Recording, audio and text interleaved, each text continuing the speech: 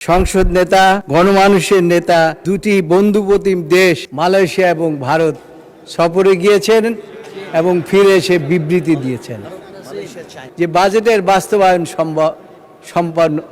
বাস্তবায়ন শুরু হয়ে গিয়েছে। বাজেট সম্পর্কে আমার খুব ভালো ধারণা নাই। একটা জিনিস আমি খুব ভালো পারি, আপনি যেটা ভালো জানেন, যে মাইলর্ড বলতে খুব ভালো পারি। তারপরেও যেহেতু 2026-27 সনের বাজেট নিয়ে আলোচনা চলছে, আলোচনা হচ্ছে, এই সম্পর্কে দু একটি কথা বলতে চাই।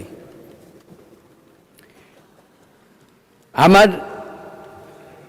ডান পাশের বন্ধুদের বক্তব্য শুনেছি, আমার পাশের সকলের বক্তব্য শুনেছি এবং প্রত্যেকে তাদের নিজ নিজ অবস্থান থেকে তাদের যুক্তি উপস্থাপন করেছেন। কেউ বলেছেন 9,38,000 কোটি টাকার বাজেট, এটা খুব বড় বাজেট হয়ে গেছে, এটা বাস্তবায়ন সম্ভব নয়। মাননীয় স্পিকার, আমি আপনাকে বলতে চাই, এই বাজেট বাস্তবায়ন শুরু হয়ে গেছে তখনই যখন আমাদের মাননীয় প্রধানমন্ত্রী, সংসদ নেতা, গণমানুষের নেতা যখন দুটি বন্ধুপ্রতিম দেশ মালয়েশিয়া এবং ভারত সফরে গিয়েছেন এবং ফিরে এসে বিবৃতি দিয়েছেন। মালয়েশিয়া এবং চায়না,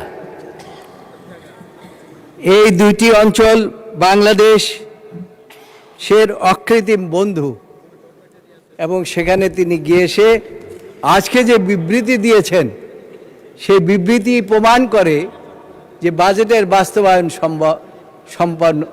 বাস্তবায়ন শুরু হয়ে গিয়েছে। আমাদের অর্থমন্ত্রী বাজেট দেওয়ার পূর্বে সর্বশ্রেণী পেশার মানুষ একটা ভীত সন্ত্রস্ত অবস্থার মধ্যে ছিল। তাদের ধারণা ছিল গত 54 বছর যেভাবে বাজেট হয়েছে, এইবারও বোধহয় সেই রকমই বাজেট হবে। কিন্তু আমাদের মধ্যে একটা শঙ্কা ছিল, কিন্তু শঙ্কাটা কেটে গেল যখন বাজেট আমরা বক্তৃতা শুনলাম এবং বাজেটে দেখলাম যে মাননীয় অর্থমন্ত্রী এবং আমাদের মাননীয় প্রধানমন্ত্রী এই বাজেটে এমন কোনো দিক নাই যে দিকগুলো আলোচনা করেন নাই।